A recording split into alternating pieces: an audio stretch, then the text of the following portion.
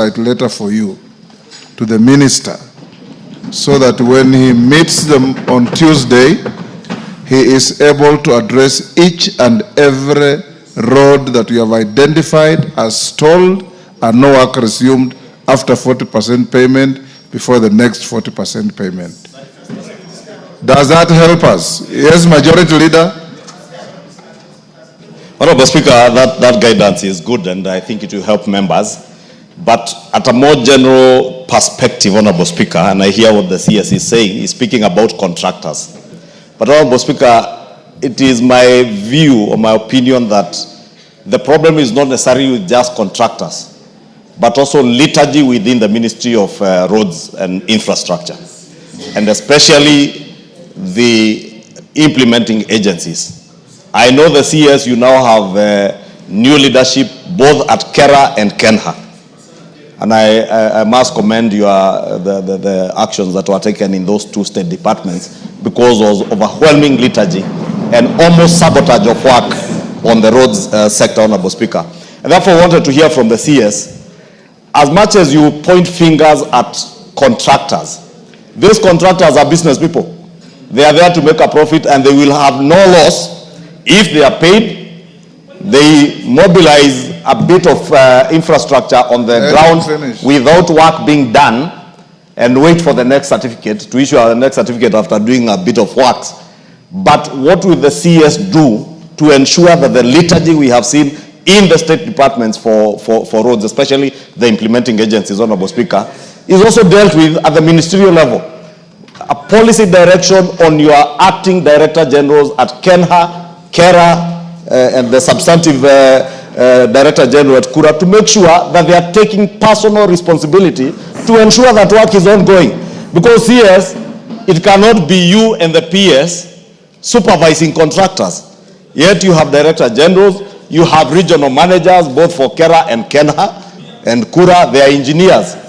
Honorable Speaker, I had a meeting with the CS earlier on other issues, and I was just pointing to him. This morning I came from my constituency to actually do the day-to-day supervision of works. For a small road, I think 500 meters being done by Kura. The officer who was sent there by the DG Kura had no idea where the road is. In fact, I left Kikuyu this morning, this lunch, Honorable Speaker, without having seen that officer because he could not even trace where the road is. But that is a person who is charged with supervising that work, Honorable Speaker.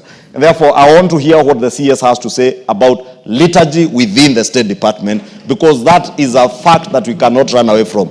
These members, Honorable Speaker, have a personal touch to these roads because they involve their members, the members of the public that they represent. And they are the ones who take the flak. Therefore, CS, if you need help from members of parliament to supervise these engineers for you, please ask us to help you. We will help you to supervise these engineers, because some just don't do nothing on the ground. Mambo kwa ground, Honorable Speaker, as I say, need different, as they say. And therefore, I want to beg you that as much as you be convening contractors, the most critical people to convene are your state department officers, not to be lethargic with their work. Thank you, Honorable Speaker. Yes, Jayne, Kihara, you had a point of order.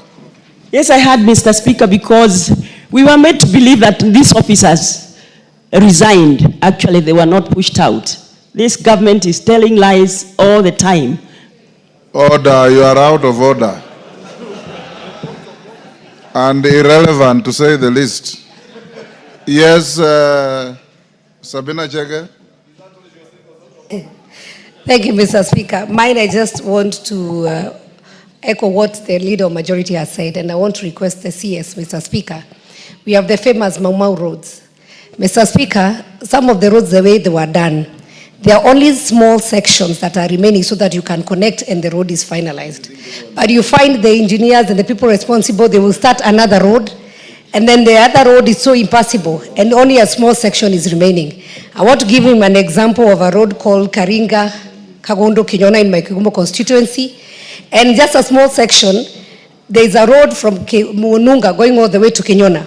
But a very small section, Gituamba to the junction of Kinyona, very few kilometers, Mr. Speaker, they were left. And so the road is impassable, there is tarmac halfway, and then the other side is tarmac, and somewhere in between, people cannot be able to access to proper transportation, especially now that it's raining. So, Mr. Speaker, I just want to encourage the CS and the PS. Let your officers be on the ground, let them advise you. Look at the low-lying fruits. If the money is not enough, look at the small sections that can be able to join and complete one road. It's better one road that is complete instead of several that are incomplete. I thank you, Mr. Speaker. Minister, those are largely comments.